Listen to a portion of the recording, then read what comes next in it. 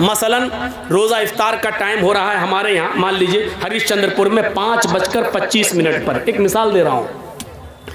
अब आदमी 5:25 पर बैठा हुआ है, हम रोज़ा नहीं खोलेंगे, नहीं, क्यों? पता नहीं सूरज डूबा होगा या नहीं डूबा होगा। 5:30 हो गए फिर भी रोज़ा नहीं खोलना, नहीं, थोड़ा सा और भूखा रह लूँ तो और ज़्यादा सवाब मिलेगा, तो मिलेगा? अब वो ईशा तक रुक जाता, नहीं ईशा तक और भूखा रह लूँ और ज़्यादा सवाब मिलेगा, तो उसको सवाब मिलेगा? नहीं मिलेगा। क्या होगा? गुनाह और पड़ेगा। क्यों? क्योंकि उसने रोज़ा तो रखा लेकिन रोज़ा मोहम्मद रसूलुल्लाह के तरीके पर नहीं रखा। अल्लाह के नबी सल्लल्लाहु अलैहि वसल्लम ने यह फरमाया था कि लोग, मेरी उम्मत उस वक्त तक खैर और भलाई में रहेंगे जब तक कि वो रोज़ा इफ्तार करने में जल्दी करेंगे। अब जल्दी करने का यह भी मतलब नहीं है कि असर के बाद ही खोल लो। जल्दी करने का मतलब यह है कि जैसे ही 5:25 पर सूरज डूबा आप फौरन रोज़ा इफ्तार कर लो, लेट मत होइए। अब जर्जीस साहब के यहाँ मान लीजिए हरिश्चंद्रपुर में 5 बजे सहरी का टाइम ख़त्म हो रहा है सुबह। जर्जीस साहब की आंख लग गई, 7 बजे उठे।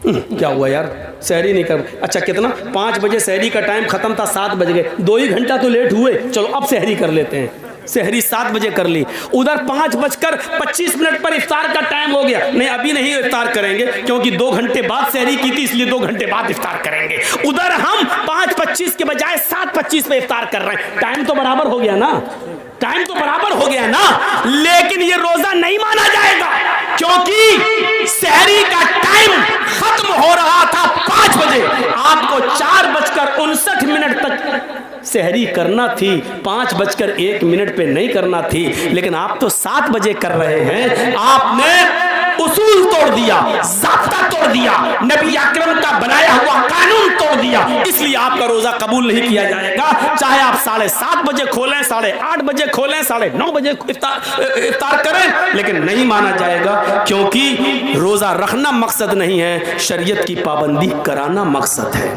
आइए एक और चीज से समझा देते हैं हम आपको। एक कागज है मेरे पास, मान लीजिए जेब में पड़ा होगा, ये मान लीजिए एक लिफाफा है हमारे पास, इस पे मैंने एक लेटर लिख दिया और पोस्ट बॉक्स में डाल दिया। सुनिएगा, बड़ी अच्छी मिसाल दे रहा हूँ, पोस्ट बॉक्स में डाल दिया, लेकिन उस पर 5 रुपए का जो टिकट लगता है सरकारी लिफाफे पर, वो हमने चिपका दिया, सरकारी टिकट, और एड्रेस लिखा।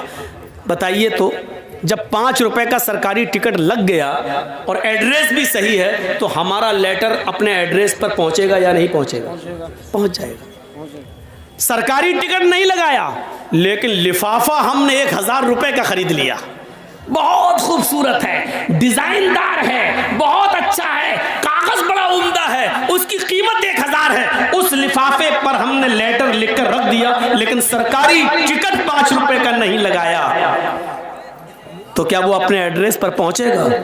नहीं पहुंचेगा, और पहुंचेगा तो बैरिंग बन जाएगा, आपसे वसूल कर लिया जाएगा 10 गुना।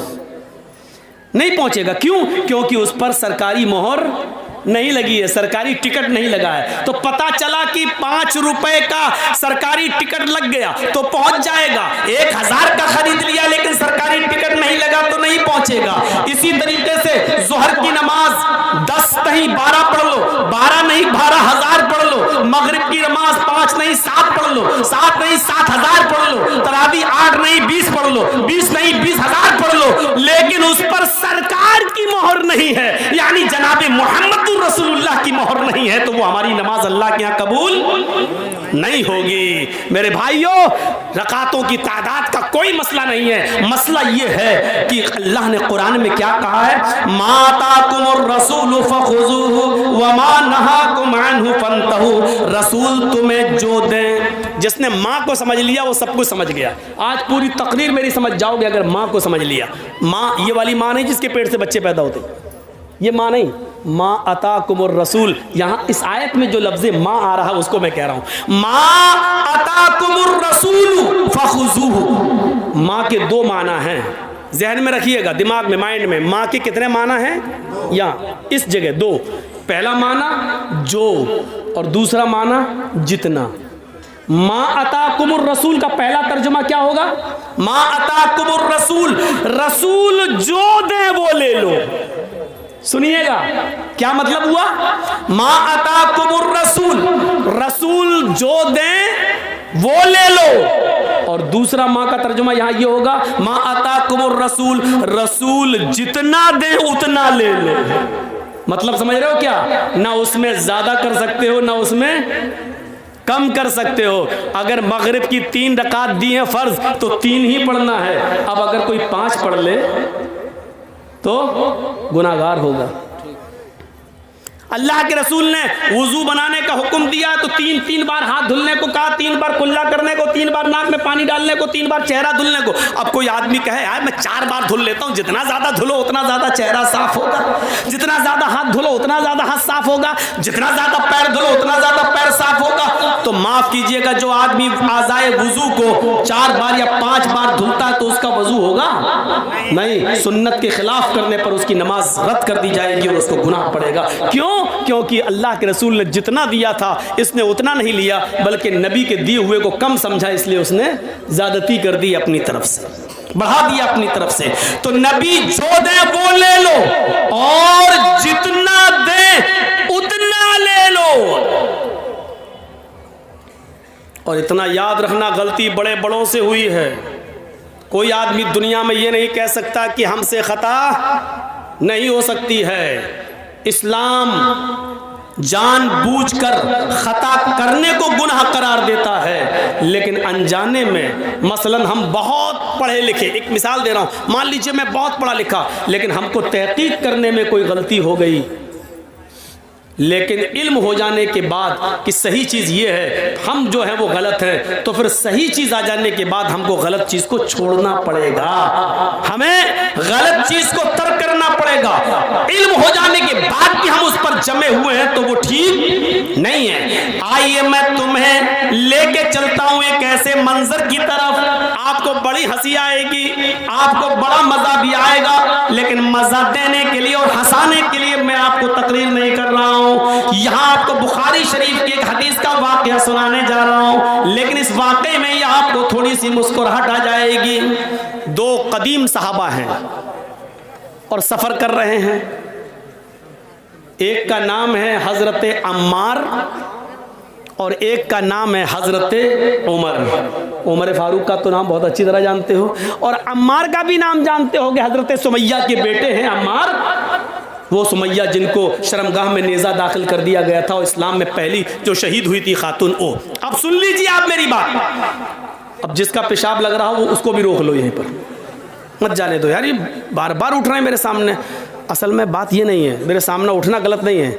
एक बार हैदराबाद में मैं तकरीर कर रहा था तो कोई मेरे सामने से उठा तो मैं समझा पेशाब करने जा रहा है। वो पेशाब करने के बजाय वो सीधा मेरे माइक आके पकड़ के फेंक देता है, और उसके बाद में लाठी डंडे और टमाटर अंडे चले वहाँ फेंके गए। तो मुझे वही मेरे दिमाग में भरा हुआ है, जब भी सामने से कोई उड़ता तो मुझे डर लगता है कि ये माइक पकड़ने ना आ रहा हो। अब वही दिमाग है। मैंने कहा नहीं, वो भूखा आदमी, उससे पूछा 2 क्या कहता 4 रोटी। तो जो दिमाग में भरा होगा वही है ना, तो मेरे दिमाग में ये भरा है। जो भी सामने से उड़ता है मैं समझता हूँ ये माइक पकड़ने तो नहीं आ रहा है। जैसे अभी मौलाना मेरे कान में बोले तो मुझे यही लगा, कहीं कुछ लगा मुझे, लेकिन वो कान में बोल दिए, समझा दिए, ठीक है। तो सुनिए, एक थे अम्मार और एक थे उमर, दोनों सफर में थे। अब मैं अपनी स्पीड थोड़ी स्लो कर रहा हूं, आपको तभी आप समझ पाएंगे। दोनों सफर कर रहे हैं और रात में जंगल से गुजर हो रहा है। सोचते खतरनाक जानवर हैं, इसलिए इसी जंगल में सो लिया जाए, आराम कर लिया जाए। उन्होंने अपनी अपनी चादर बिछाई और सो गए।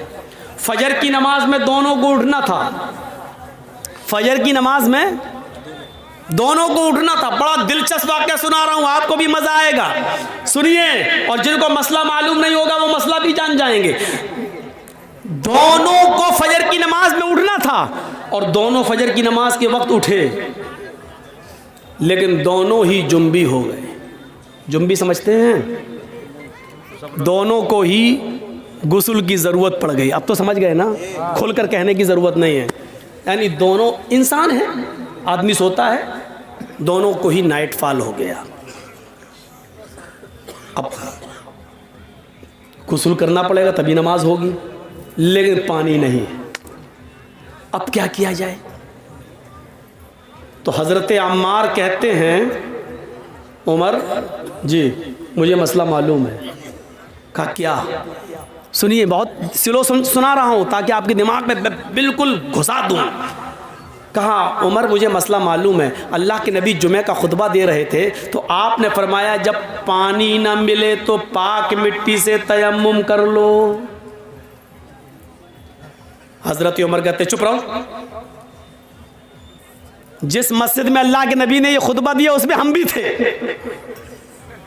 आपने ये बात कही थी कि पानी ना मिले तो तयम्मुम कर लो, लेकिन वो वुजू के लिए कहा था, गुस्ल के लिए नहीं। हमको वुजू की जरूरत नहीं है, गुस्ल की जरूरत है। अल्लाह के रसूल ने उस मस्जिद में जो जुमे का खुतबा दिया था उसमें यह कहा था कि अगर वुजू के लिए पानी ना मिले तो तयम्मुम कर लो, दोनों हाथ पाक मिट्टी पे मार के फूंक लो, चेहरे पे फेर लो, दायां हाथ बाएं हाथ पर और बायां हाथ दाएं हाथ पर फेर लो तो तयम्मुम हो जाता है। ये अल्लाह के नबी ने बताया था। तो यहाँ तो वुजू का मामला नहीं है, हम लोग नापाक हैं, हम लोग को गुस्ल की जरूरत है। हजरत अम्मार कहते हैं, हजरत अम्मार कहते हैं तो एक काम करिए ना, वुजू में हाथ पैर मुंह कुल्ला किया जाता है और ये सब धुला जाता है, हमको गुस्ल की जरूरत है, इसलिए पूरे जिस्म पे मिट्टी फेर लेते हैं। हाँ? ऐसा करते हैं, यानी अपना अपना दिमाग लगा रहे हैं। देखिए हजरत उमर कहते हैं नहीं नहीं नहीं नहीं, हमें कोई अच्छा नहीं लग रहा है। क्यों? हमको मसला मालूम नहीं, कि ऐसा ना हो ऐसा करने पर गुनाह हो। तो हजरत अम्मार ने अपनी अकल चलाई और हजरत उमर ने अपनी अकल चलाई। हजरत अम्मार ने कहा तुम्हें नहीं पढ़ना मत पढ़ो, मैं तो पढ़ूंगा नमाज। तो हजरत अम्मार ने क्या किया, एक झाड़ी के पीछे चले गए, मिट्टी पड़ी थी, बुखारी शरीफ की हदीस के अल्फाज हैं, अपने जिस्म को उस पर पूरा मिट्टी में लोट लिया। बुखारी में क्या है, कमा तमर्रकुद्दाब्बा, यतमर्रकु कमा तमर्रकुद्दाब्बा। हजरत अम्मार मिट्टी पर ऐसे लोटे, ऐसे जैसे चौपाया, आपने देखा होगा जानवर को मिट्टी में ऐसे ऐसे करता ना, फिर झाड़ देता अपने आप को, पूरे जिस्म पर मिट्टी हो जाती है उसके। तो हजरत अम्मार ने ऐसे ही किया, पूरा करके पूरे जिस्म पर मिट्टी मल ली और गए और नमाज पढ़ ली। हजरत उमर देख रहे हैं, उन्होंने नमाज नहीं पढ़ी, हजरत अम्मार ने पढ़ ली।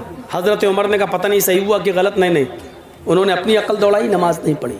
शहर में गए, सुबह सूरज निकलने के बाद पानी मिल गया और जैसे ही पानी मिला तो हजरत उमर ने सबसे पहले गुस्ल करके फजर की नमाज कज़ा कर ली, पढ़ ली। उस जमाने में मोबाइल का दौर नहीं था। दबाया, हाँ जलजी साहब जरा बताइए तो, मालूम है रात के 3 बजे लोग हमें परेशान कर देते कभी कभी, इसलिए मोबाइल बंद कर दिया। 3 बजे पूछते हैं, मौलाना साहब फला हॉस्पिटल में मेरी बीवी एडमिट है। अच्छा, अल्लाह ताला ने अभी अभी एक बेटा दिया, क्या नाम रखूं? अरे बच्चा आज पैदा हुआ है, कभी ने 7वें दिन नाम रखना है, तुझे अभी जरूरत क्या थी, सुबह पूछ लेता। रात में 3 बजे फोन कर, क्या नाम रखूं? तो ये परेशान करने वाले लोग भी होते हैं, 3 बजे फोन कर रहे हैं। कहा अरे मौलाना खुशी थी इसलिए बोल दिया। तो बोलो ना मौलाना साहब हमारे बच्चे के लिए दुआ करना, अल्लाह ताला ने चांद सा बेटा दिया। ये क्या नाम, 3 बजे फोन कर रहा था। तो उस जमाने में फोन का जमाना नहीं था, अल्लाह के रसूल से मसला मालूम कर लिया जाए। अब सुनिए, अम्मार इब्ने यासिर ने नमाज पढ़ ली, हजरत उमर ने नहीं पढ़ी। जब सूरज निकल गया, पानी मिल गया, तब उमर फारूक ने नमाज पढ़ ली। जब सफर खत्म हुआ तो ये दोनों जब मदीने आए तो अल्लाह के नबी सल्लल्लाहु अलैहि वसल्लम से दोनों ने अपना अपना किस्सा बयान किया कि अल्लाह के रसूल बताइए हम दोनों में कौन सही, हम दोनों में कौन सही? तो अल्लाह के नबी ने फरमाया अच्छा दोनों को गुस्ल की जरूरत पड़ गई। कहा मार तुमने क्या किया? कहा अल्लाह के रसूल हमें तो मालूम था पानी ना मिले तो तयम्मुम कर लो। तो अल्लाह के रसूल ने फरमाया जी बिल्कुल। तो हजरत उमर ने कहा ये तो आपने वुजू के लिए कहा था, इन्होंने पूरे जिस्म पर मिट्टी मल ली। तो अल्लाह के रसूल ने कहा अम्मार क्या किया था तुमने? कहा कि मैं तो ऐसे लोटा मिट्टी पर जैसे 4 पैर वाला जानवर जमीन पर लोटता, पूरे जिस्म पर मिट्टी मल ली। तो अल्लाह के रसूल मुस्कुराए और मुस्कुरा कर कहते हैं कि अम्मार तुमने गलत किया, तुम्हें ऐसा नहीं करना चाहिए था। अब हजरत उमर बड़े खुश हैं, ये गलत हो गए तो हम तो सही हुए होंगे, इनकी गलती है तो हम सही हो गए, हमने नमाज नहीं पढ़ी हम सही हो गए। तो कह ले ले ना, और पूरे जिस्म पर मिट्टी मल लो हो गए ना। तो कहा हजरत अम्मार ने, अल्लाह के नबी इनका सुनो, इन्होंने क्या किया? तो हजरत उमर से पूछा तुमने क्या किया? कहा अल्लाह के रसूल जब तक पानी नहीं मिल गया मैंने गुस्ल ही नहीं किया। नमाज का वक्त निकल गया, सुबह सूरज निकलने के बाद पानी मिला तो मैंने वुजू बना गुस्ल किया, फिर नमाज पढ़ी। आपने कहा उमर तुमने भी गलत किया। इस मैदान में जितने लोग जमा है सुनो, अम्मार की बात को अल्लाह के रसूल रिजेक्ट कर रहे हैं, पुराने सहाबी, और हजरत उमर फारूक की बात को भी रिजेक्ट कर रहे हैं, जबकि वो भी पुराने साहबी। बल्कि उमर फारूक के बारे में तो कहा था लौ कान बादी नबीयुल्ला काना उमर, अगर मेरे बाद कोई नबी होता तो कौन होते? उमर। इतना बड़ा मकाम, लेकिन अल्लाह के नबी ने क्या कहा? तुमने भी गलत किया। अय उमर और अय अम्मार, दोनों का तयम्मुम एक ही है, वुजू का भी और गुस्ल का भी। अगर गुस्ल की भी जरूरत पड़ गई थी तब भी वही तयम्मुम करना चाहिए था जो नमाज के लिए किया जाता है, जो वुजू के लिए किया जाता है। बस यही काफी था। अपने दोनों हाथों को जमीन पर मारते, उसको फूंकते। देखो तयम्मुम का तरीका क्या है। ये मान लीजिए मिट्टी है, ये मिट्टी होना जरूरी है। बहुत से लोग ये पक्की दीवारों पे ऐसे मार देते हैं, नहीं चलेगा। बहुत से लोग पुती हुई दीवारों पे मार देते हैं ऐसे, नहीं चलेगा। माफ कीजिएगा, बड़ी मौजरत के साथ, नहीं चलेगा। मिट्टी होनी चाहिए, और वो भी पाक। ऐसे दोनों हाथ जमीन पे ऐसे मारिए, ये ऐसे किया, और ऐसे करने के बाद ऐसे नहीं मलना है, ऐसे करके ऐसे नहीं मलना, पूरा वो आपका पाउंड क्रीम यही लग जाएगी। ऐसे नहीं करना है। ये ज़मीन पे मारा, तयम्मुम का तरीका सीखिए। ये ज़मीन पे मारा, फिर ये बस जितनी भी उड़ जाए मिट्टी तुम्हारे हाथ में लगी हुई, ऐसे करके उड़ गई। अब इन्हीं हाथों को ऐसे करना है। देखिए हो गया। अब यही हाथ दोबारा नहीं लेना है, इसी हाथ को बाएं हाथ के ऊपर ऐसे यहां तक ये कर लिया, और इस हाथ को ये तयम्मुम हो गया। तो अल्लाह के नबी ने कहा था यकफी हाकज़ा, तुम्हारे लिए इतना कर लेना काफी था। तुमने पूरे जिस्म पर मिट्टी मल ली, तुमने भी गलत किया। और अव्वल वक्त पर नमाज न पढ़ के सूरज के निकलने तक इंतजार करके फिर गुस्ल के लिए पानी मिल गया, तब पानी नहाकर फिर तुमने नमाज पढ़ी, तुमने भी गलत किया, क्योंकि नमाज को उसके अव्वल वक्त से निकाल दिया। तो अब आप समझ रहे हैं गलती किन किन से हो सकती है। हज़रत अम्मार से भी हो गई, हज़रत उमर से भी हो सकती है, तो मौलवी जर्जी से क्यों नहीं हो सकती है? आज हम जैसे कोई मौलाना ये नहीं कह सकता कि मैंने जो कहा वो बिल्कुल सही है, उसी को आंख बंद करके मान लो। नहीं, हर शख्स की बात शरीयत की कसौटी पर रखी जाएगी।